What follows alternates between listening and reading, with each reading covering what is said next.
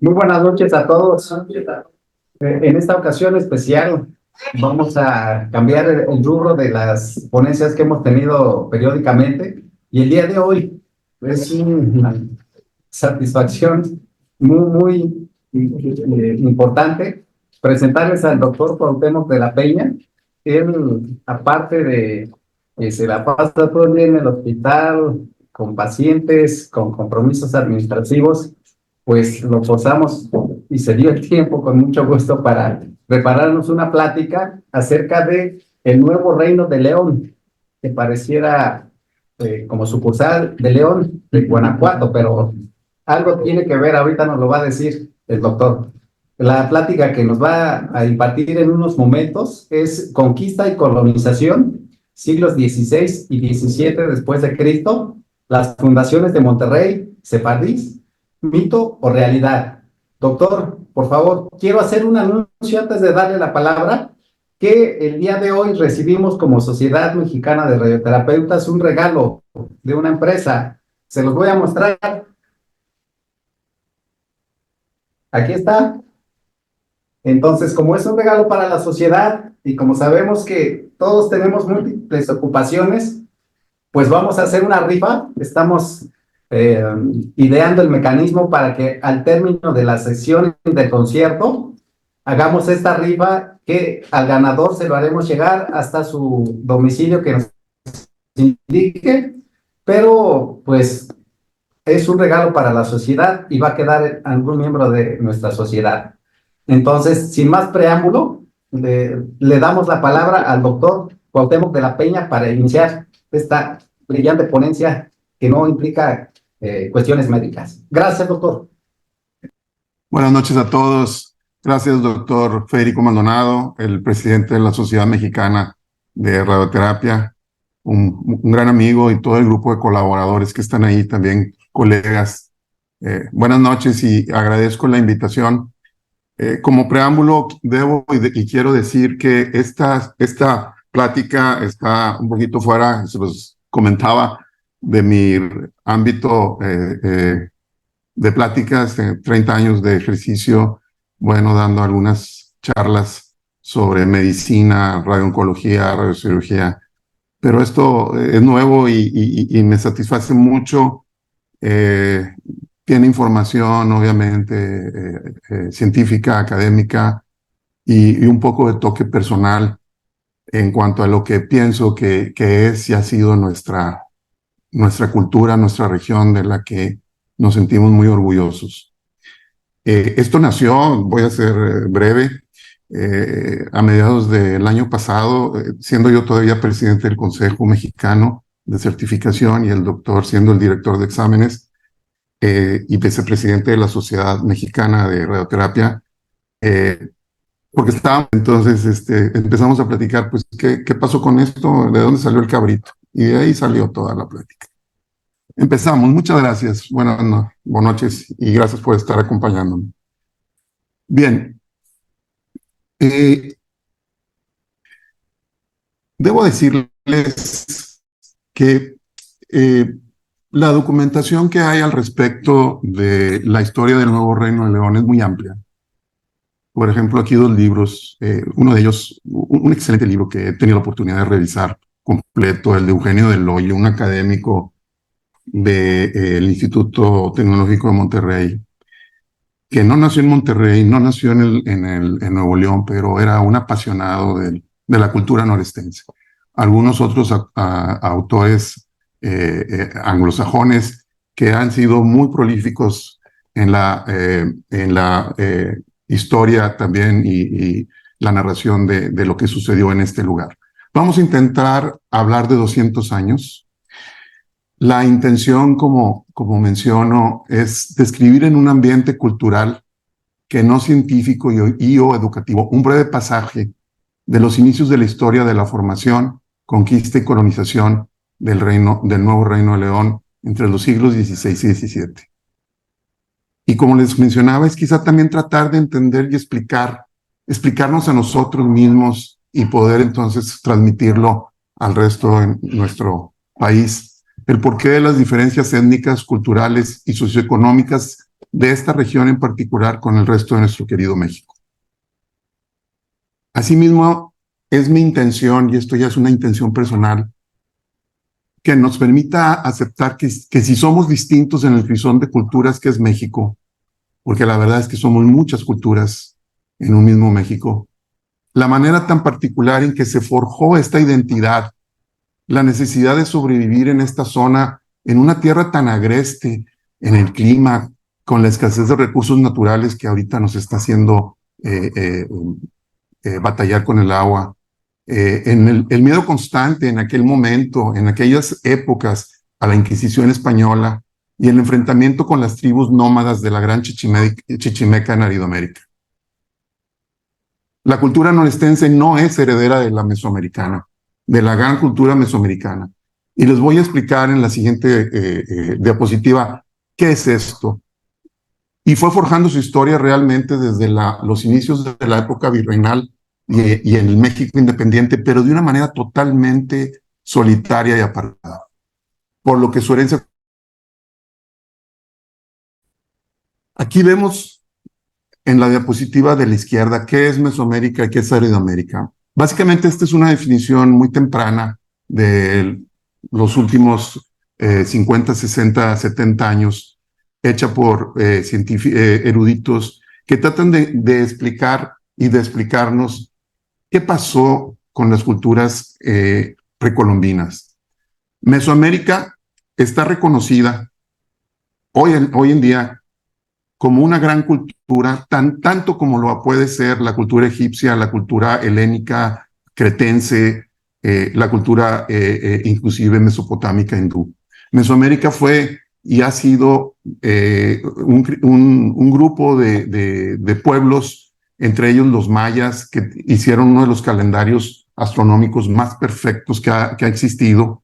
Las culturas mesoamericanas, la cultura madre, la olmeca, dando pie a otras culturas como la tolteca, la cultura posteriormente guerrera mexica que vino y se instaló en el centro de Mesoamérica, alrededor de la ciudad, donde nació la Ciudad de México y que heredó todo esto.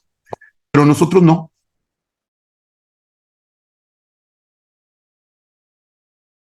Que la vamos a describir en un momento más y que no tiene nada que ver con esto. No somos herederos de esta cultura mesoamericana. Por otro lado, la Gran Chichimeca es precisamente la historia de esos pueblos nómadas sumamente hostiles, inclusive caníbales en alguna parte de sus fiestas o mitotes, con los cuales tuvo que lidiar el grupo de colonizadores que llegó a estas regiones. Aridoamérica confluye en los estados de Baja California, Sonora, Chihuahua, todo lo que es el norte de México y parte del altiplano. Fue una región es una región prioritariamente desértica que nuevamente les comento se caracterizó por la falta de recursos naturales, lo que condicionó que sus pobladores no pudieran tener grandes centros como la cultura centroamericana. Y en esta región hubo culturas, pueblos como los huachichiles, los más comunes y de la región norestense, pues los huicholes asimismo, los yaqui en el noroeste, y zacatecos en el centro del altiplano. Políticamente eran sociedades tribales con un chamán, militarmente se organizaban en bandas muy aguerridas, haciendo uso principalmente del arco y la flecha, que son dos de los distintivos del escudo de Monterrey, y que llegaron inclusive a dominar otros pueblos, incluso en Mesoamérica. La denominación chichimeca es global para todos estos pueblos, es una definición que en náhuatl significa pueblos bárbaros. Pero bueno, todo empezó, o quiero pensar que así fue, en el año de 1492, con lo que dio inicio al Imperio Español. Se sucedieron 3 grandes eventos en este año que confluyeron y modificaron la historia de España, de Hispanoamérica y del mundo. Estamos en Granada, todavía reino nazarí del Andaluz, el 2 de enero del 1492, Boabdil, el último rey de Granada, rinde la plaza a los reyes católicos. En aquel entonces todavía no se les denominaba católicos, Isabel I de Castilla y Fernando II de Aragón, con lo que termina la reconquista española. Granada ya parte del Reino de Castilla, 31 de marzo de 1492. Los reyes católicos firman el decreto de expulsión de los judíos. Esto va a ser fundamental en la historia que les voy a contar. Expulsan a los judíos de todos sus reinos, a que en 3 meses deban convertirse a la fe católica o abandonar sus reinos de una manera holocaustica, catastrófica, en la cual algunos autores dicen que 150, otros hasta 300,000 judíos tuvieron que abandonar la península ibérica y convertirse en buenos cristianos o conversos. Por último, 12 de octubre de 1492, isla de San Salvador, se descubre un nuevo mundo por el marino genovés Cristóbal Colón. ¿Qué significó la conquista de Granada?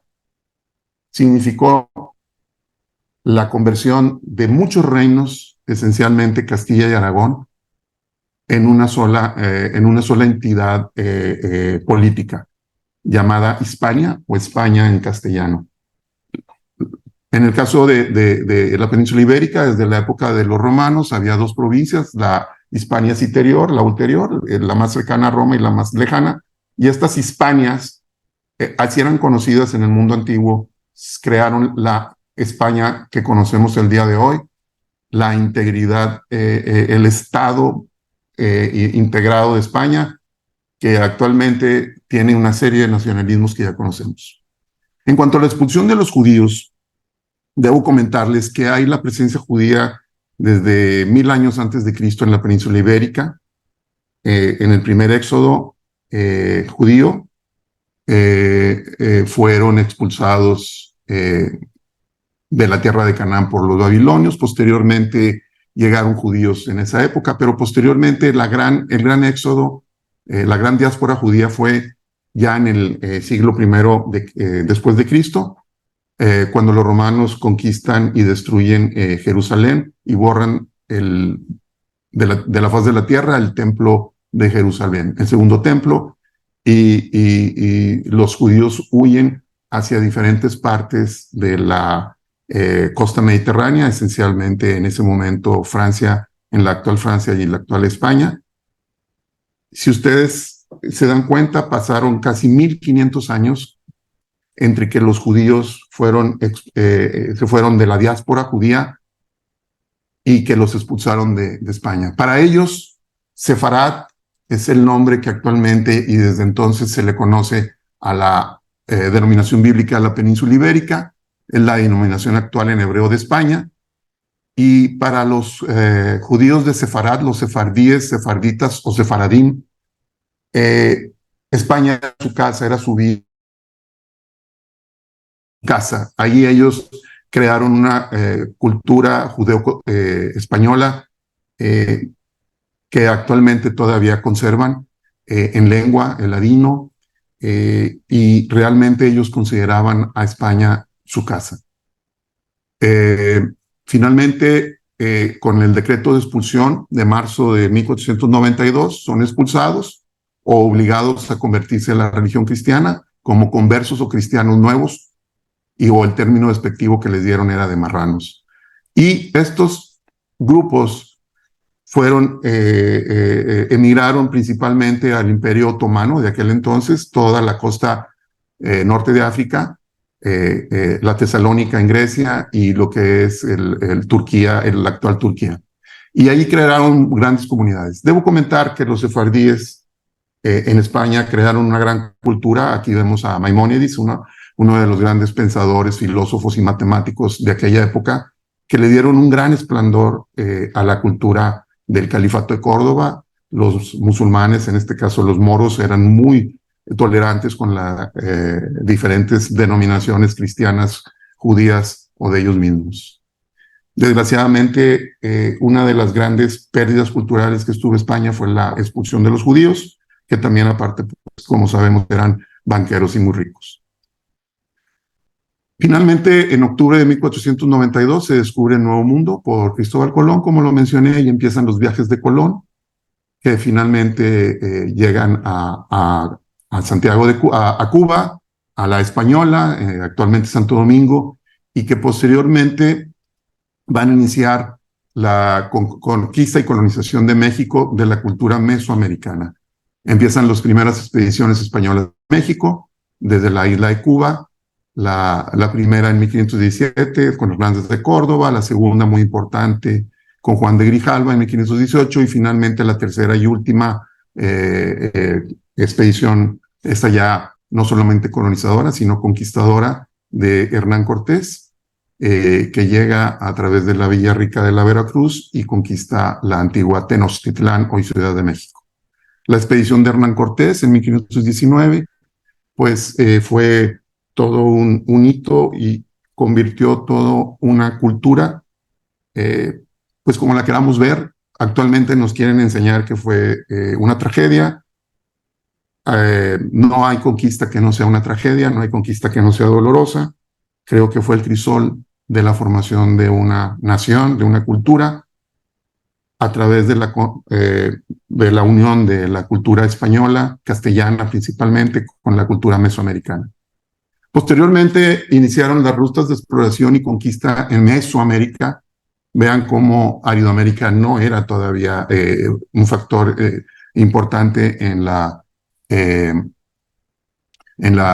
idea de los colonizadores o conquistadores españoles, principalmente las primeras rutas hacia Centroamérica de Pedro de Alvarado, posteriormente la expedición de castigo de Hernán Cortés a las Cigüeras, donde matan al último Tlatoani azteca, mexica Cuauhtémoc, y posteriormente el resto de las conquistas de colonización, en este caso también de una gran civilización como fue la maya y la cultura yucateca, que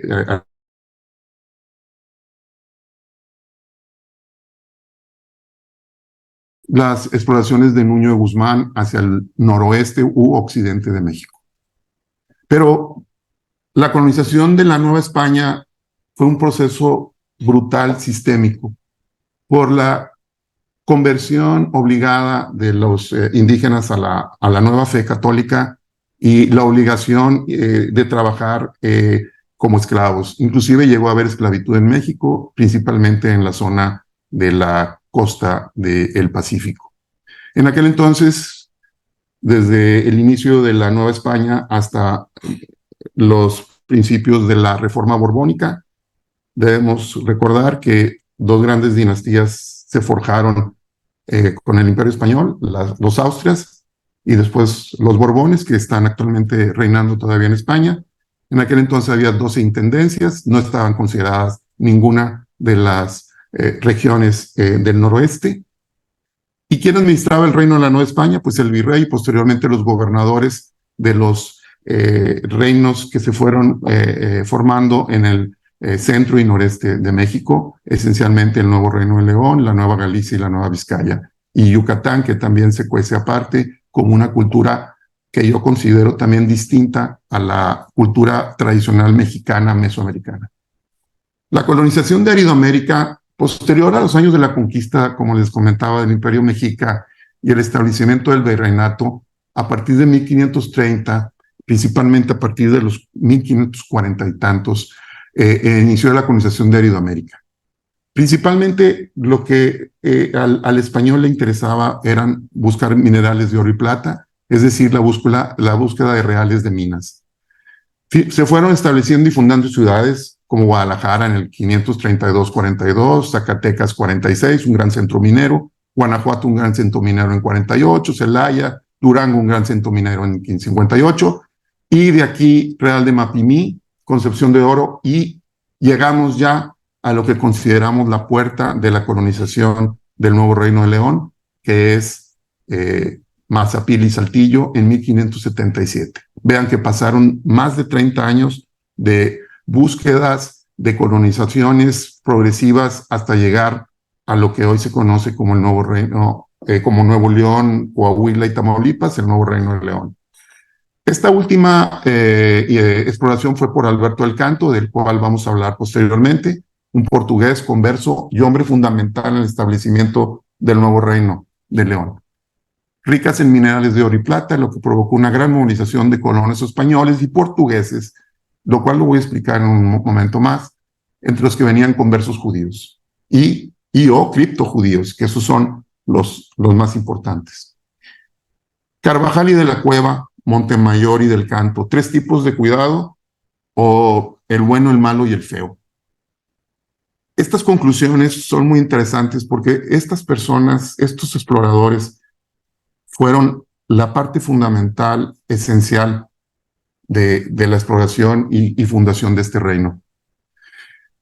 Todos de ascendencia portuguesa, todos cristianos nuevos, conversos y con claras raíces y costumbres judías, viviendo siempre al amparo, idealmente era lo que ellos buscaban, la distancia con la Inquisición, precisamente por su ascendencia judía y pues de las leyes del virreinato.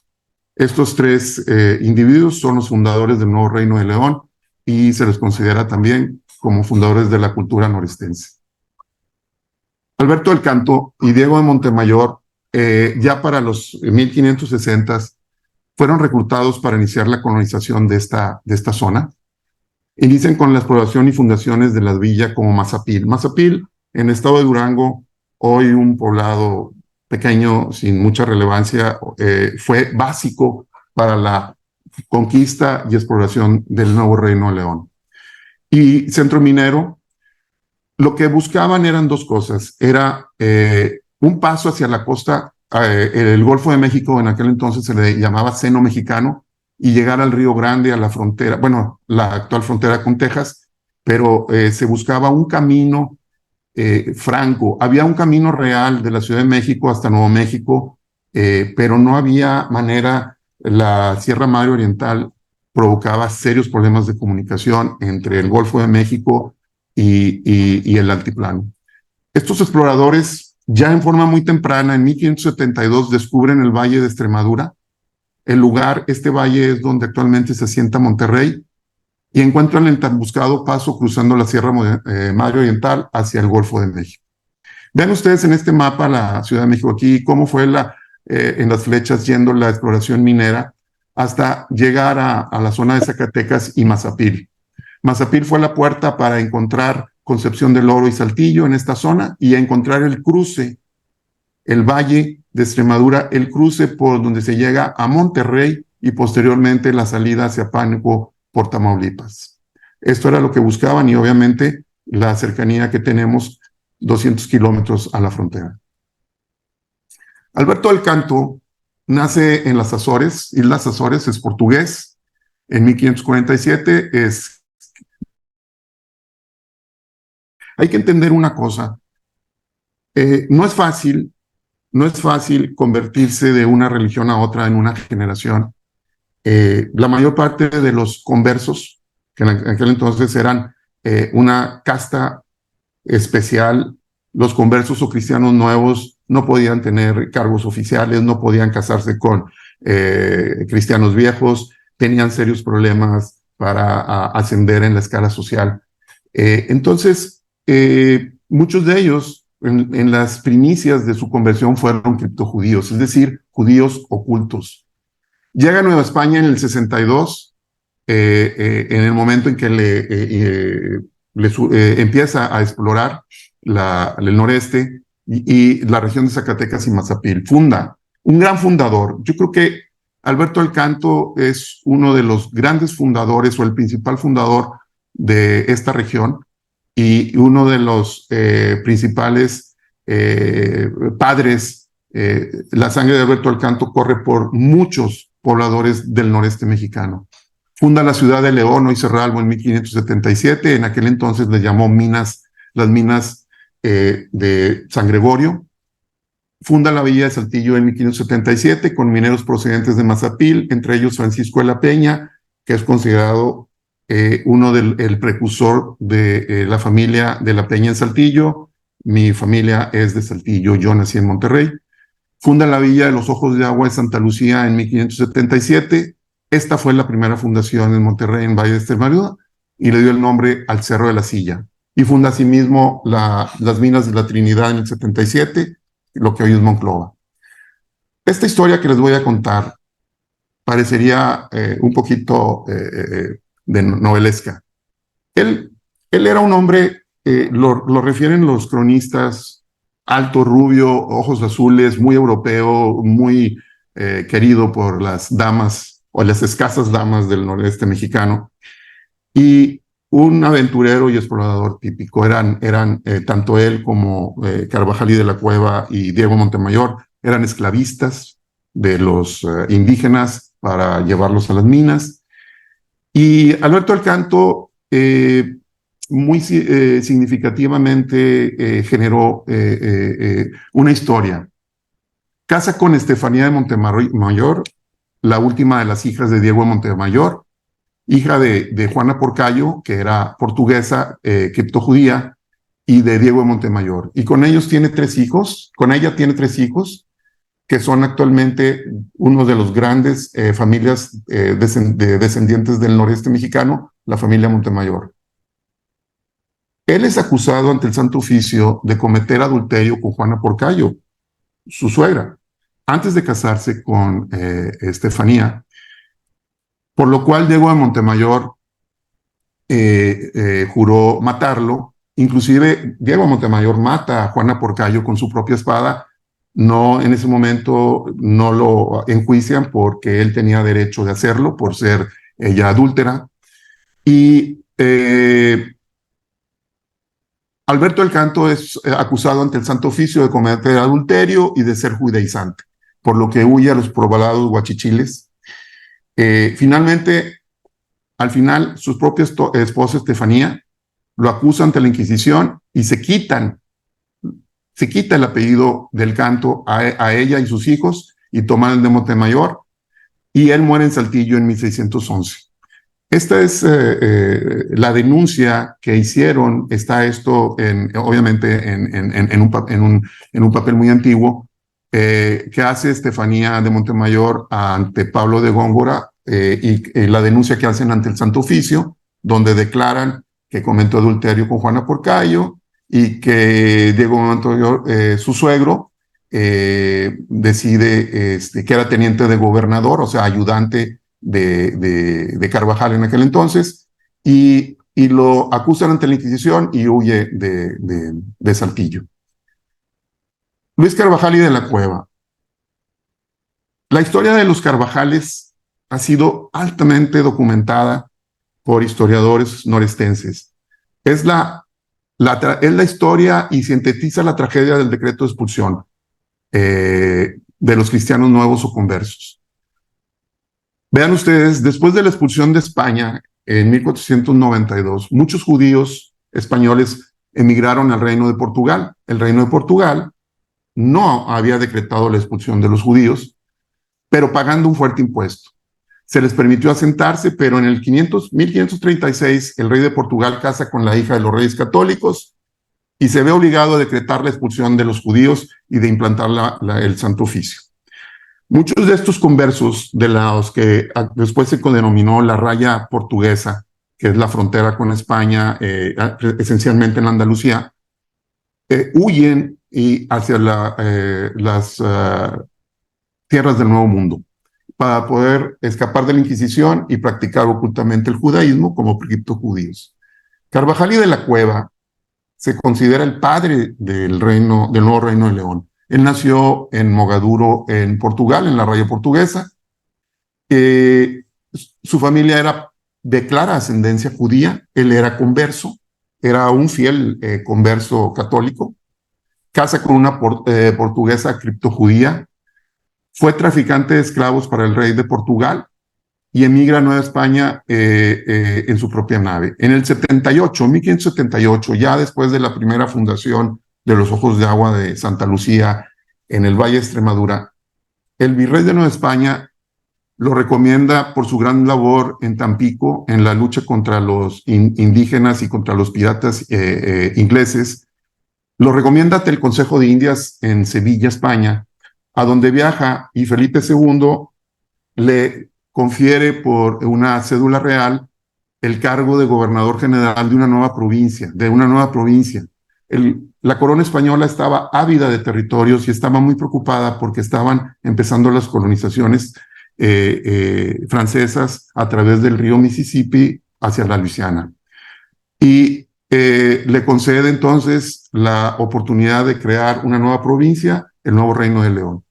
El Nuevo Reino de León era un cuadrado que iba desde Pánuco hasta la zona de Texas, y esta gran zona era un cuadrado de 400 leguas que inclusive invadía otros reinos, lo cual generó serios problemas. Pero en realidad el Nuevo Reino de León generalmente estuvo conformado por Tamaulipas, Nuevo León esencialmente como la capital, y Coahuila.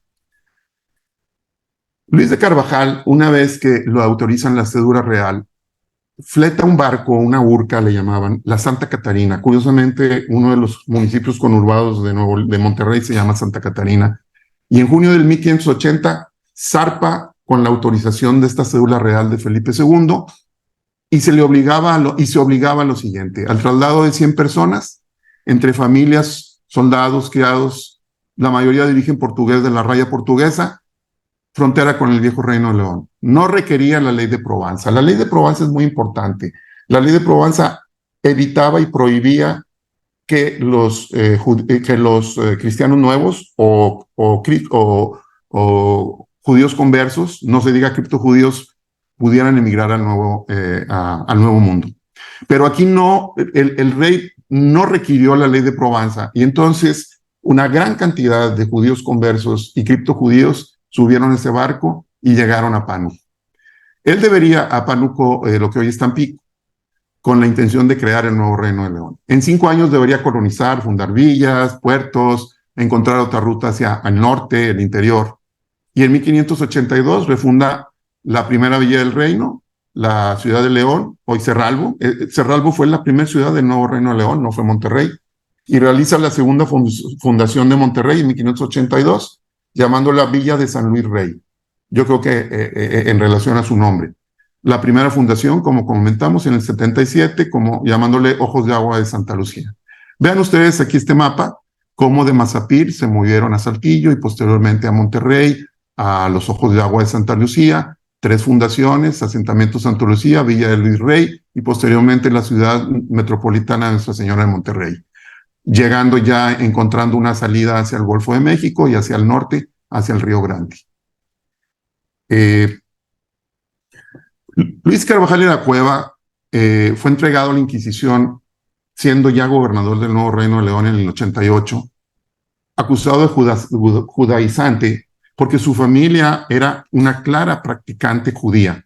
Posteriormente cambiaron la acusación por su calidad de gobernador y de persona importante, por protector de judíos, condenado a 1 año de prisión. Queda a cargo del reino, fue el segundo gobernador del Nuevo Reino de León, fue su sobrino, Luis de Carvajal el Mozo, un claro judaizante. Él era judío practicante. Y bueno, la Inquisición no cejó en sus afanes y captura a toda la familia Carvajal, y en 1596, en diciembre de 1596, en uno de los primeros actos de fe que hubo en la Ciudad de México, diciendo un San Benito, son quemados vivos en la hoguera y haciendo prácticamente una aniquilación total de la familia Carvajal. Carvajal y de la Cueva muere en prisión en 1591, y con la muerte de él inicia una segunda oportunidad de poblar el Nuevo Reino, porque había un miedo intenso a la Inquisición, y nombran a Diego de Montemayor como tercer gobernador y capitán general del Nuevo Reino, para así crear la raíz que dio origen a Monterrey y la nueva cultura norestense. De Diego de Montemayor se cree que nació en la raya portuguesa, nuevamente de la raya portuguesa. Tuvo varias esposas, entre ellas María Esquivel, la madre de Diego de Montemayor el Mozo, el hijo, el junior, que fue el tercer gobernador del Nuevo Reino, y Juana Porcayo, con la que fue madre de Estefanía Montemayor, la esposa de Alberto del Canto, del que ya hemos hablado esta historia. Y esta Estefanía Montemayor ha sido una de las grandes progenitoras de los primeros pobladores del noreste mexicano. Se cree que era cristiano nuevo, se sabe que era católico practicante, pero finalmente descendiente de judíos conversos. Fue lugarteniente de Carvajal y de la Cueva, vivió en Saltillo por mucho tiempo, y exploró conjunto con Alberto del Canto la ruta de conexión entre Mazapí y el Golfo, fundando entonces, realizando la tercera fundación de Monterrey el 20 de septiembre de 1596, con 12 familias procedentes de Saltillo, y él fue el segundo gobernador del reino. La fundación de Monterrey Monterrey recibió su nombre porque en ese momento el que dio la autorización de la creación de esta ciudad fue don Gaspar de Zúñiga y Acevedo, quinto conde de Monterrey, para fundar una villa de españoles en el río de Santa Lucía, hoy Santa Catarina. Después de la fundación de Monterrey en 1596, Diego de Montemayor, ya con sus hijos, Estefanía, Diego, un tercer hijo, reparte mercedes o tierras alrededor de Monterrey, dando lugar a los asentamientos primarios. En aquel entonces se les llamaba estancias de ganado o estancias en San Pedro de Nogales, hoy San Pedro Garza García, en aquel entonces en San Francisco, hoy Apodaca, Pesquería La Chica y Pesquería La Grande, hoy Villa García, San Nicolás de los Garza, etc. Y los hijos de él y otros pobladores posteriormente llegan más pobladores de Saltillo, familias de apellido, de los primeros apellidos que hubo en la región, los Treviño, los de la Garza, los Ayala, Rodríguez, posteriormente Benavides, Maldonado, Hinojosa. Muere en Monterrey Diego Montemayor en 1611. Entonces mencionábamos, y ya para concluir lo de las fundaciones de Monterrey, fueron 3 fundaciones, la primera por Alberto del Canto, en 1577, la segunda por Luis Carvajal de la Cueva, en 1582, y la última y definitiva que realizó Diego de Montemayor en 1596, llamándola a muchos de los que venían con Diego Montemayor, debo de comentar nuevamente, eran judíos conversos, llamándola Ciudad Metropolitana de Nuestra Señora de Monterrey, como decía, en honor al 9º virrey de la Nueva España. Y así inicia la epopeya de este nuevo reino de León, entre muertes, desolación y la visión de estar fundando una gran ciudad metropolitana en medio de la nada. Debo decirles que los primeros años los primeros 40, 50 años de Monterrey y de Nuevo Reino fueron muy difíciles, fueron muy, muy fuertes los ataques indios e inclusive inundaciones. Este es el acta de fundación de la ciudad de Monterrey, que está en la zona del museo en la Plaza Mayor de Monterrey, la Macroplaza. Y ya para entrar en nuestra tercera plática o apartado de esta noche, vamos a platicar de el mito o la realidad de los sefardíes en el Nuevo Reino de León y cuál fue su participación en la formación de la cultura norestense. Esto ya lo hemos comentado. Hago énfasis en los criptojudíos, que eran los judíos que, si bien eran conversos, practicaban en silencio o a escondidas la religión judía. Debo de mencionar que probablemente las primeras generaciones de pobladores pudieran haber tenido tendencias, muchos de ellos, a seguir con la práctica oculta del judaísmo o un sincretismo entre la religión católica y el judaísmo. Pero posteriormente los habitantes de esta región fueron profundamente católicos, nuestras familias han sido profundamente católicas, pero lo que ha quedado es muy arraigada ciertas prácticas o culturas o costumbres sefardíes. Como hemos observado, una gran cantidad de exploradores españoles que venían de Saltillo, judíos conversos, también por pánico, pues entraron 100 colonos portugueses de la raya de Portugal, perdón, sin ley de Provenza, y la mayoría eran judíos conversos. La influencia sefardí fue clara y buscaban un lugar lejos de la Inquisición y de las leyes de Provenza. ¿Cuáles serían entonces? Hay muchas.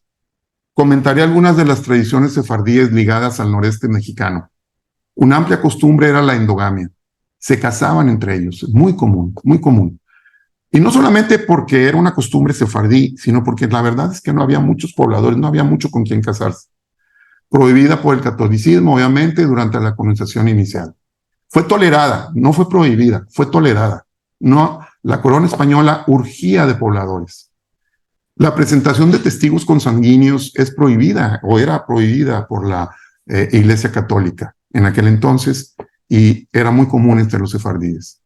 Esto llevó a la formación de grupos o clanes de gran cohesión que todavía existen, familias muy cerradas de la sociedad regiomontana, lo que creó una comunidad de carácter aristocrática de la que surgieron los funcionarios militares, encomenderos y comerciantes.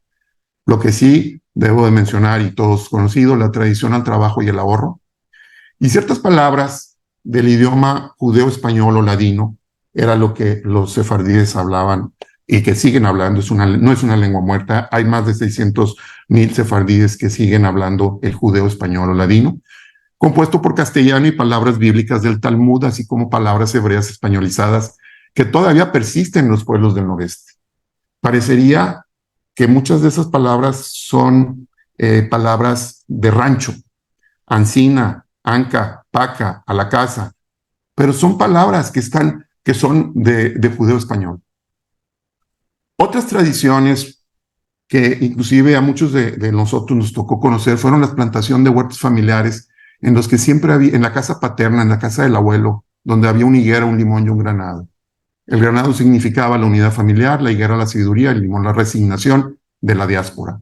La provisión de comer comida, carne acompañada de leche, y la clara prohibición de comer puerco fue muy clara, hasta las hambrunas de la guerra de insurgencia, pero todavía la costumbre de comer puerco no está muy arraigada. Rendirle culto a la noche a través de lunadas, charlas o caminatas nocturnas, curar enfermedades con huevo y alumbre, las famosas limpias, tal como lo prescribe el Talmud, encargarse de hermanas solteras, encargarse de viudas. La palabra huerco, muy común, viene del hebreo orcus, literal, demonios. La gastronomía sefardí, de esto nació la plática en aquella ocasión con el doctor Maldonado. Cabrito al pastor. Cabrito al pastor es una clara reminiscencia del Cordero Pascual judío. Vean cómo está el cabrito, prácticamente abierto. Al cabrito, al Cordero Pascual no se le quiebran los huesos. Yo recuerdo a mi abuelo cómo mataba a los cabritos de menos de 100 días. Son cabritos de leche por eso la carne es tan sabrosa. No debe comer hierba. Era de un solo tajo en el cuello y para que el cabrito no se estresara.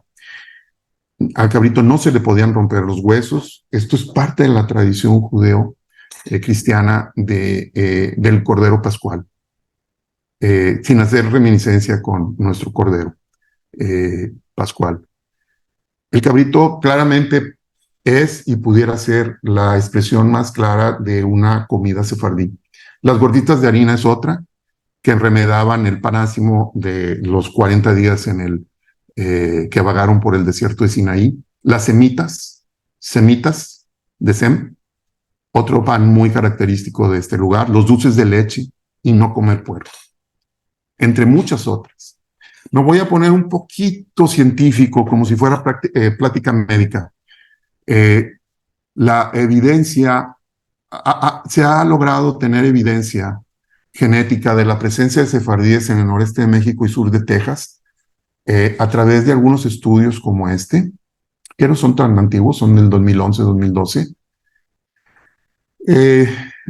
en el cual se realizaron estudios de DNA mitocondrial que demuestran la ascendencia sefardita de habitantes de Nuevo León, Coahuila y sur de Texas, el nuevo Reino de León, tratándose de un halogrupo mitocondrial, el T2C, sí, que este es altamente significativo en sefardíes.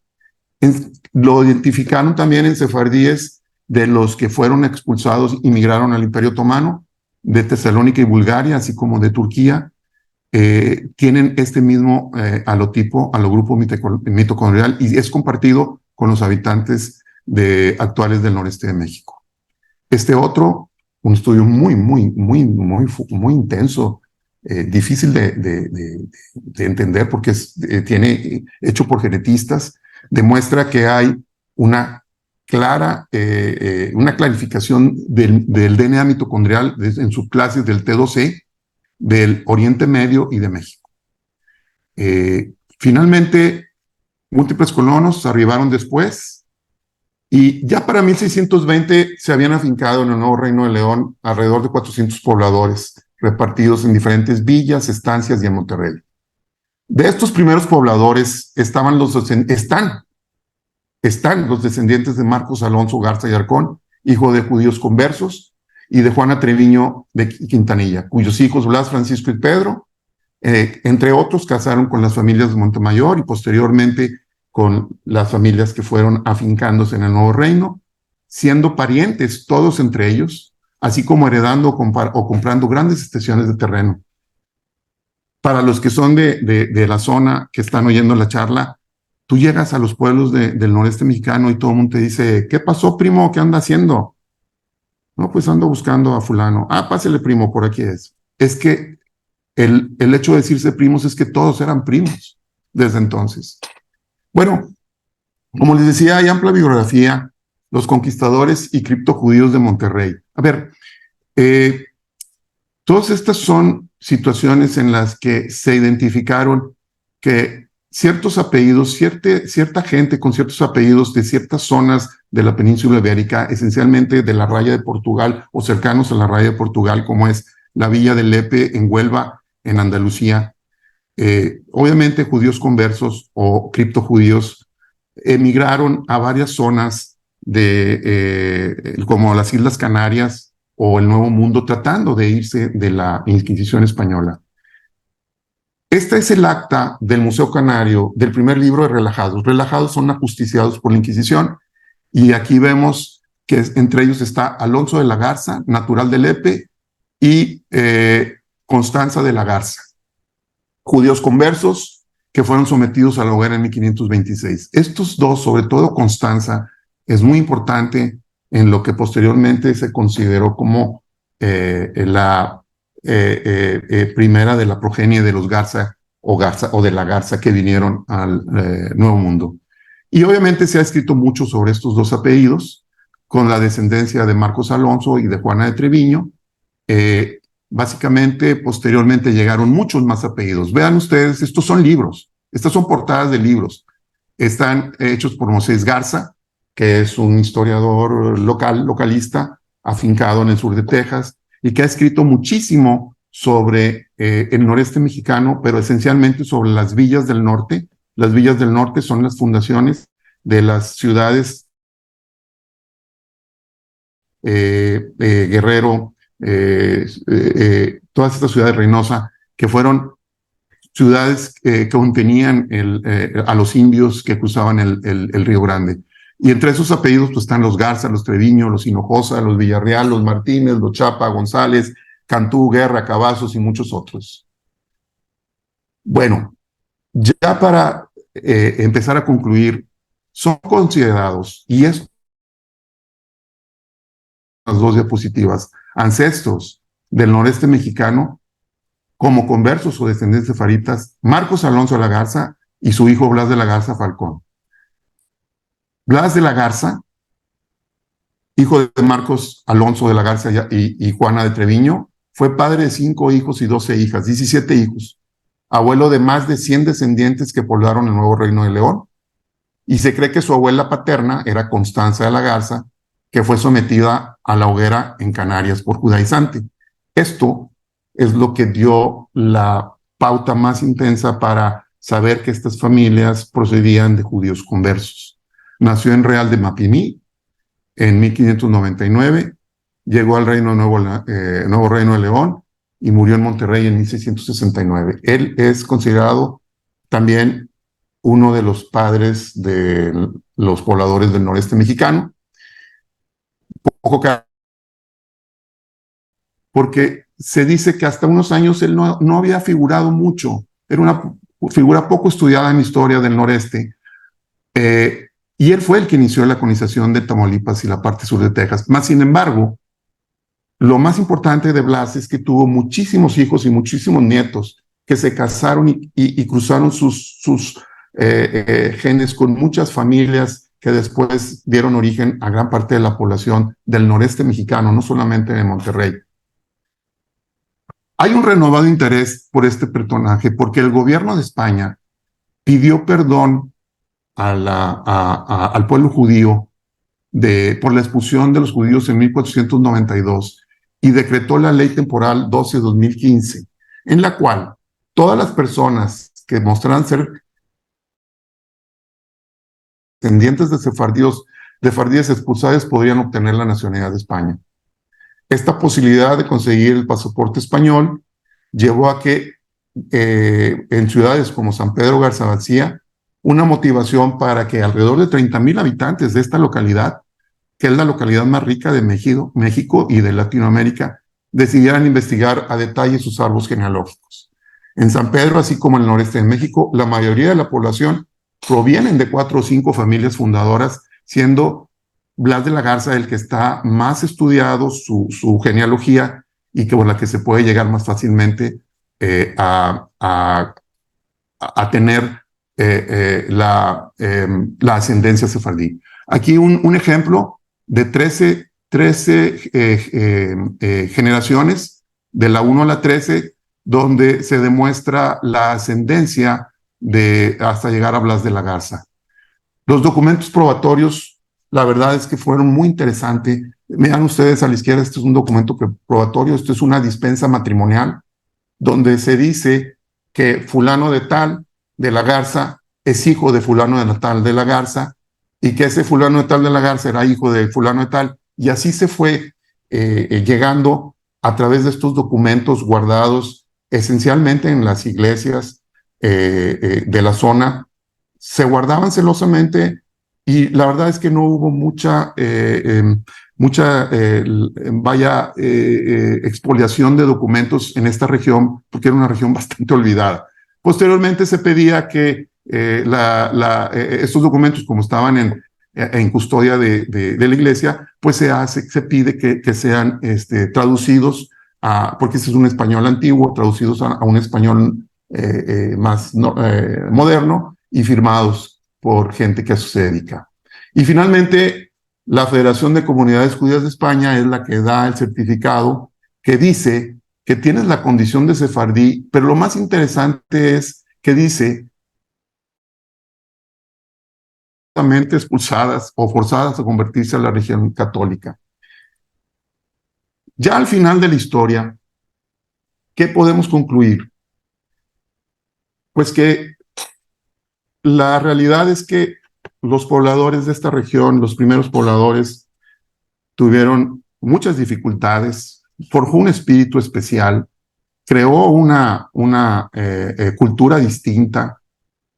Fue muy poca su cruce original con los pobladores nativos. Creó toda una historia distinta al margen de la historia nacional.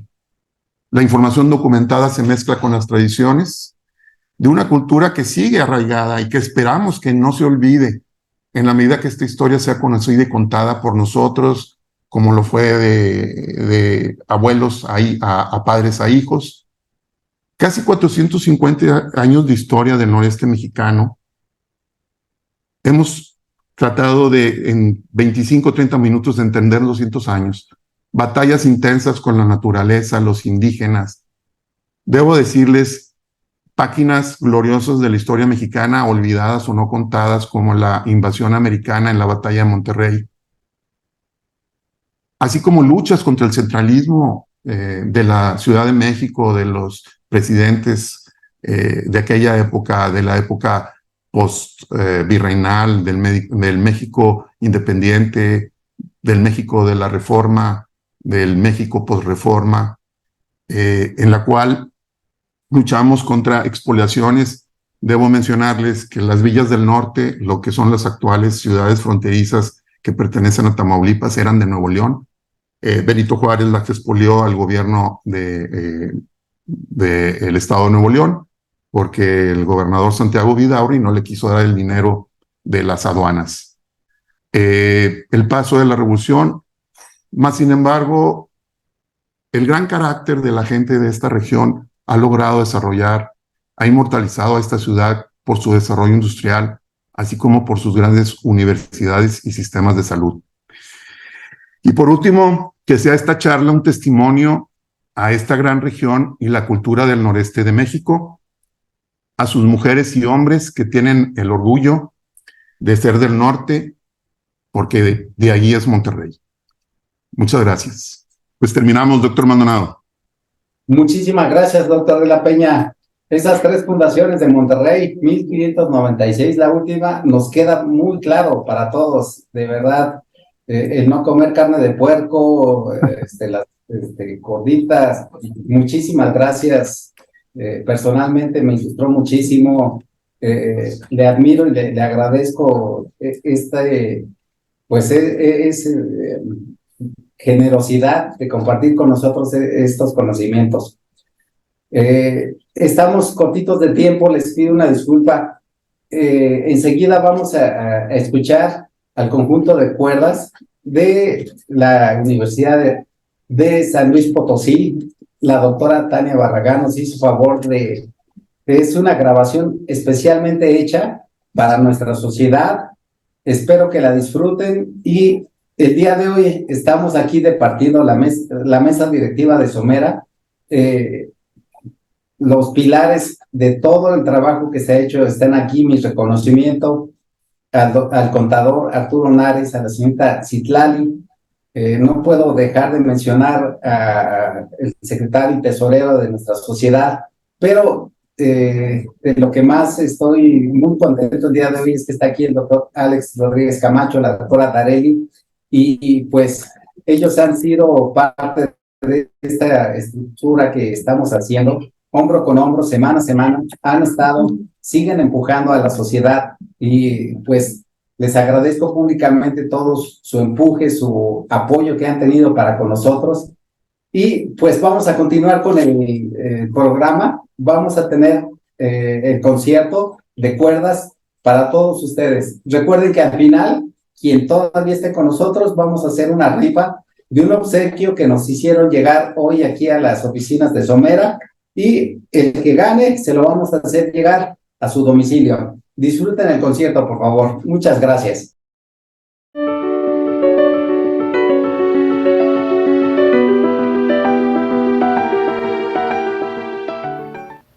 Buenas noches, soy Alexander Campbell Dovin, violinista y director artístico de la Camerata de San Luis. El día de hoy les estaremos presentando un programa compuesto de villancicos y popurrís de canciones navideñas, y comenzaremos con I Heard the Bells on Christmas Day, God Rest You Merry Gentlemen, luego escucharemos Duerme No Llores, luego Fum Fum Fum, que es un villancico catalán, luego escucharemos Joy to the World, luego Adornen el Salón o Deck the Hall, luego escucharemos Christmas Overture, que es uno de los popurrís, A Holly Jolly Christmas, Christmas March, Good King Wenceslas, Green Sleeves, Rodolfo el Reno, Noche de Paz y finalmente Sleigh Ride. Esperemos que los disfruten mucho y les deseo una bonita noche.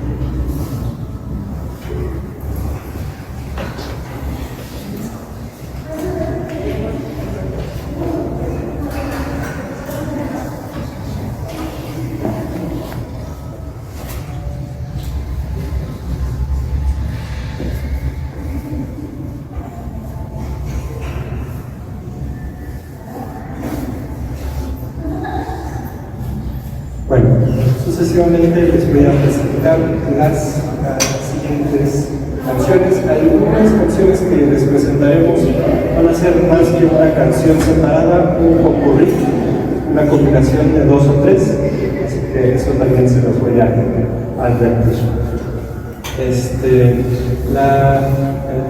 El villancico que escucharemos a continuación se llama Yo escuché las campanas del día de Navidad, de Johnny Marks.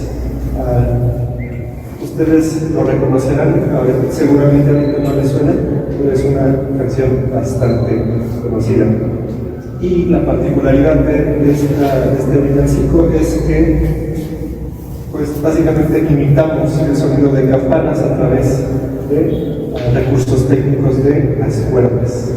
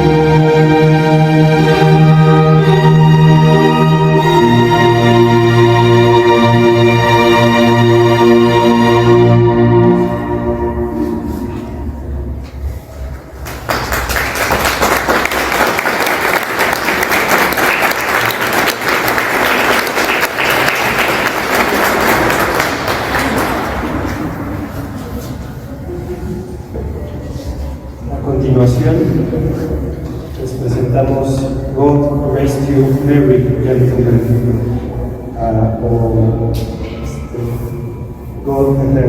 Dios nos haga felices, señores. Es un villancico tradicional inglés, igual lo reconocemos.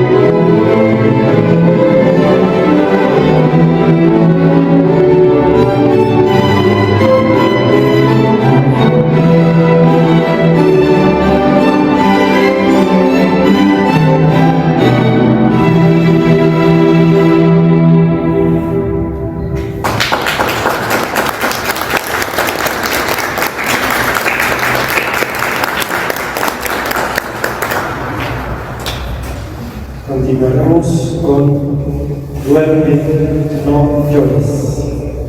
Duerme, querido.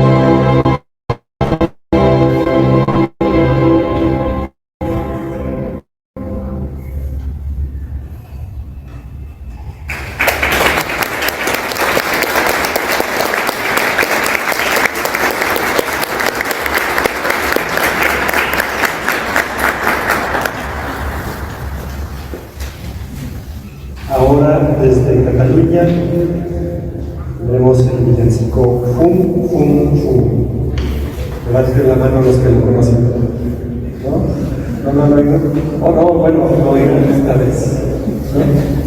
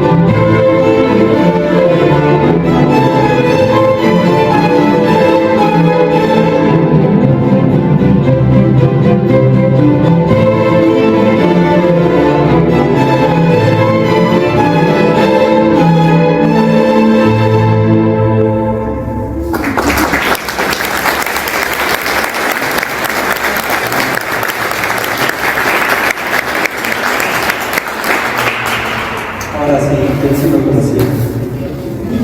Muy bien. Continuamos con Joy to the World.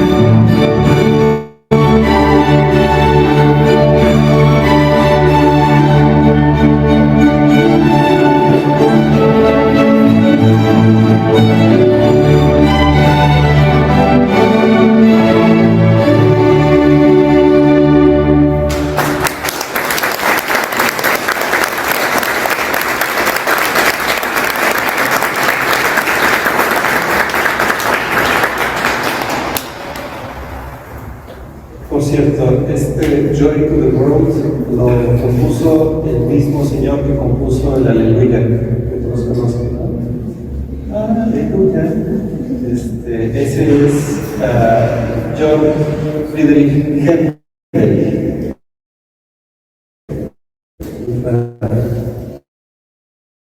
Para que les presuman a sus amigos que sí saben. Bueno, Luego tenemos decoren los salones, o deck the hall. Es un viejo aire galés, pero esto que les digo tampoco les dice nada, tendrán que oírlo, porque realmente todos conocemos estas canciones, pero no sabemos muchas veces cómo se llaman.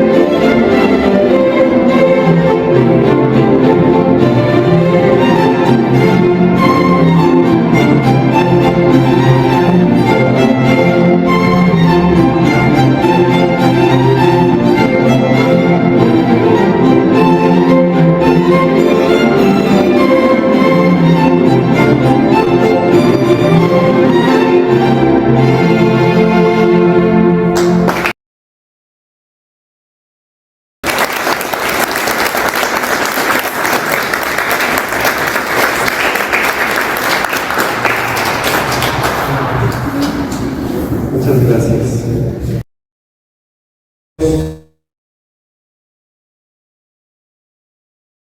Popurrí, que les había dicho.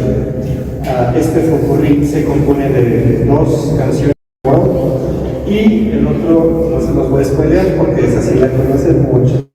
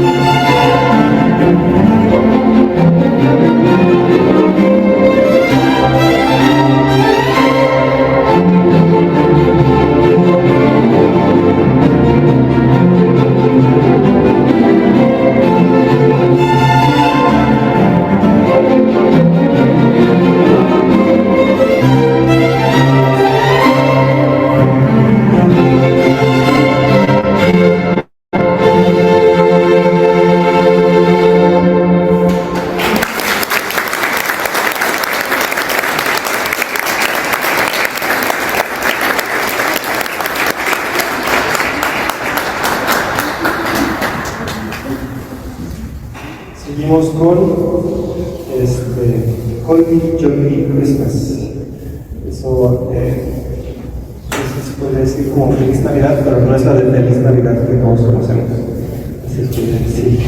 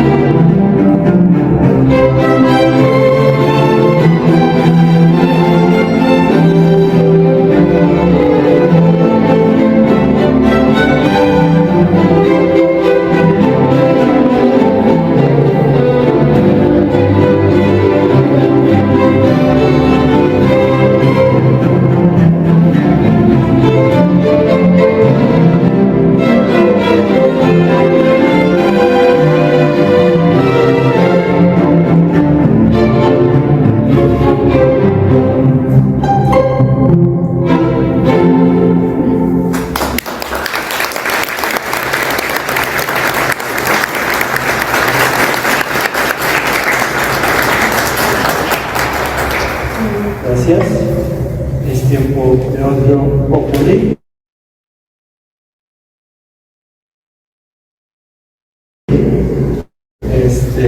Ahora la primera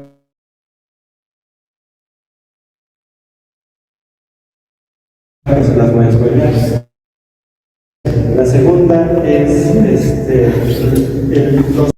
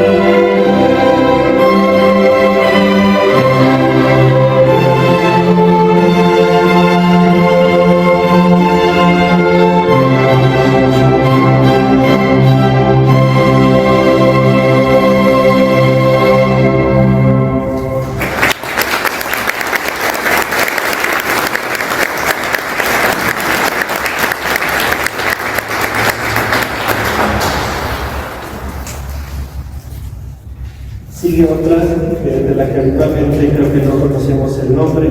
Se llama el Buen Rey Wenceslao, o Good King Wenceslas. Y bueno, claro que todos la vamos a conocer. Igual, para que presuman de que, miren, yo sí sé cómo se llama ese.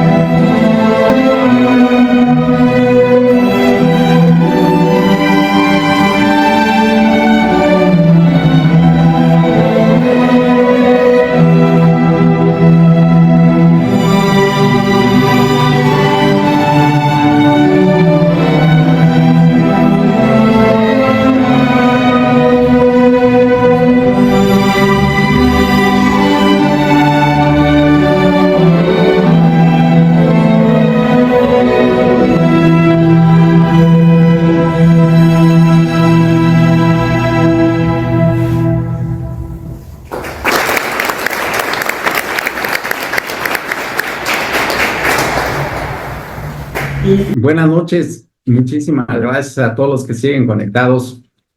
Una extraordinaria plática acerca del nuevo Reino de León y pues qué decir de esta interpretación de la orquesta de cámara de la Orquesta de San Luis Potosí. Un agradecimiento en especial para la doctora Tania Barragán, que sin ella no pudo haber sido posible este concierto. Somos pocos, pero conocedores.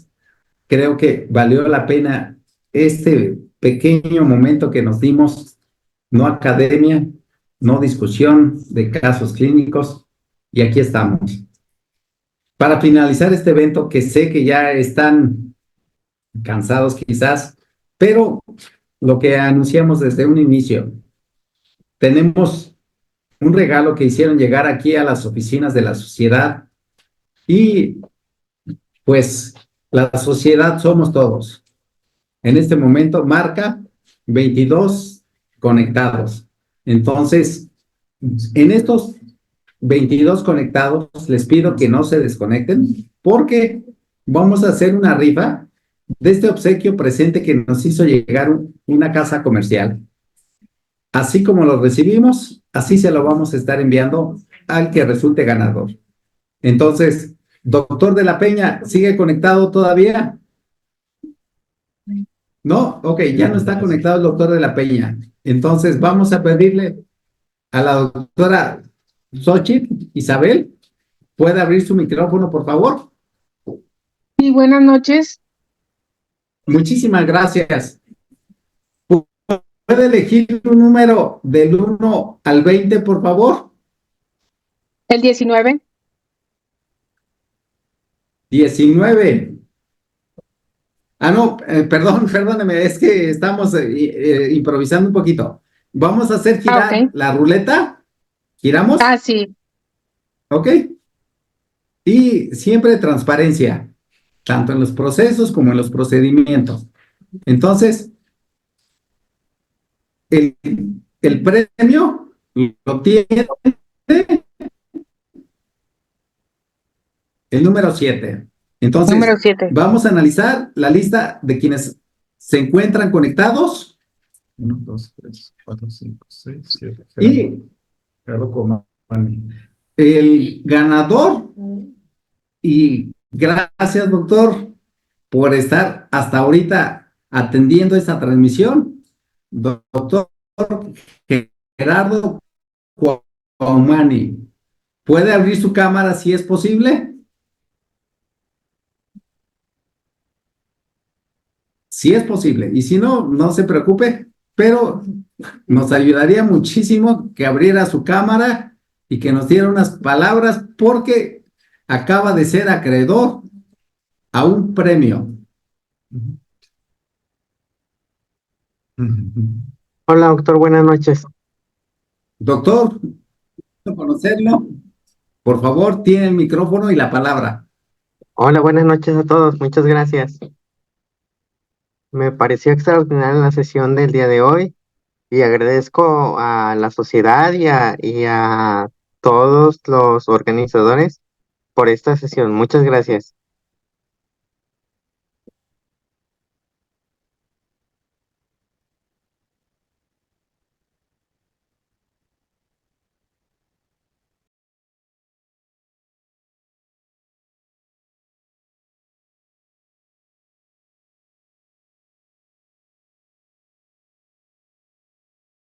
No se escucha, doctor. Sí, perdón, doctor Cuaumani, muchísimas gracias. Le vamos a hacer llegar el presente a la dirección que nos haga favor de anotar ahorita en el chat. Y de parte de la Sociedad Mexicana de Radioterapeutas, le estaremos enviando un presente. Es un regalo sorpresa, no sabemos qué es. Una casa comercial lo envió a las instalaciones de Somera, pero de corazón se lo vamos a hacer llegar a su domicilio, porque Somera somos todos y usted es un miembro de esta sociedad. Le agradecemos enormemente su paciencia, que haya tolerado nuestra transmisión tan prolongada el día de hoy y que nos haya prestado estos momentos. Muchísimas gracias, y nuevamente aprovecho para agradecer a nuestra fuerza de trabajo. Está la señorita Kimberly, la señorita Citlali, el contador Nares, el doctor Alex Rodríguez, está la doctora Dareli, el doctor Francisco, la doctora Sandra. Estamos todos muy contentos de que el trabajo que se ha hecho hasta este momento esté dando frutos. Muchísimas gracias por su atención, por haber estado hasta este momento, y nos vamos a ver primeramente Dios a partir de enero. Gracias y que pasen muy felices fiestas. Estamos con ustedes. Muchísimas gracias.